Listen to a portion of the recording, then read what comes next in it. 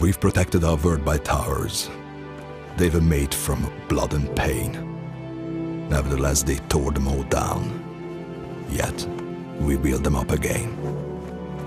We waited for long decades, tired of this endless struggle. It's time to open the gates. We've sneaked out to the balcony to talk a little bit about Defenders of Ardania, and more specifically, you're going to show us a little bit of the multiplayer today. Could you tell us a little bit about the basics of the multiplayer in this game? The fundamentals of multiplayer in Defenders of Ardania is that you can play up to 4 players. You can do 2-on-2, or all against each other, or 2 against the AI as sort of a co-op.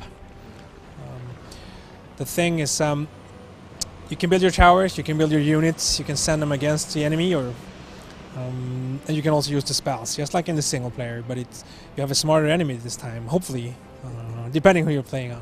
Depending on your friends. Yeah, exactly. You should choose them with care, so they're not too smart. But are there any specific differences between multiplayer or single player, or is it basically the same game that you get to experience? The maps are different, of course, set up depending on how many players you are. So the challenges will, well, match the setup. But then again, all the basic features of the game are the same. The same units, the same towers, the same basic functionality of well, how you're going to deploy your tactics. Could you give us like a run through of the game flow of a typical multiplayer match in Defenders of Ardania? Typical game flow would be that you take a quick look at what the opponent is doing, if they're focusing on building towers or if they're sending units against you, because that would give me a sense of what would be smart to do. Then I will have the basic setup, the basic towers, and depending on what the enemy deploys. If they have heavy shooting towers, I will send my swarmer units quickly. If they have fast shooting towers that would hurt my swarmers, I will say some slower heavies to break through his defenses, and I'll take it from there. So it's that sort of basic thing with, do you want to rush them, or do you want to build yourself up and wage a longer war, or that sort of dynamic? Yeah, you can absolutely do that. You can decide on really trying to wall up and build your strength. You can even invest in perks that makes your tower cheaper or your spells cheaper, so that you have a weaker start and a stronger finish. Or you can go for, as you said, a quick rush and try to take them out early. And this becomes, of course, very complex if you have more than 2 players, because then you have a lot of information to handle. And you might have to wage war on 2 fronts. Exactly. And you would have to look at the players. If you know them, you might know their personal style, but then again, they will know yours. So it's interesting.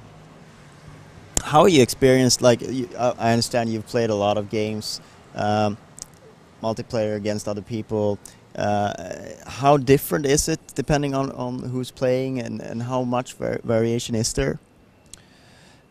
From my point of view, you see a lot of different play styles, and people seem to have at least the basic how they approach the game will seem to be the same. I mean, I think I do that. I think I have a fairly standard a number of actions that I almost do all the time early in a game, and then I take it from there in 1 or 2 directions. And if you know people, you can pretty much guess at what they're going to do. So if they're new to you, it's going to be more interesting that way, that they might do whatever. So it also comes across as a bit of a war of information. Like, if you know, if you can see what your enemy is doing, you're at an advantage. Is there any way to sort of distract the enemy and sort of so he can't see what you're doing, or things like that? The information that the enemy will have immediately is the towers, because they will grow out of the ground, and the units that you will send out. But there's also things you can do behind the scenes. You can do research on spells, on units, on towers, and the enemy does not know.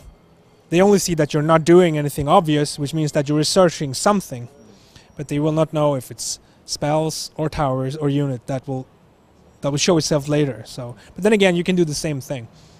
So, well, you can of course trash talk the enemy if you want to distract them. That's always a popular tactic, especially among people that know each other. There's no special functionality for that built in. No, unfortunately not. No taunting. No, we should have a taunt function. That is true. That is true. We don't have that, but thanks for the tip. There's a special taunt tower that you can build. Exactly, that would be nice. That no, exactly, just yeah, exactly, and uses foul language in all certain. That'd be cool. I like that. That might be a DLC.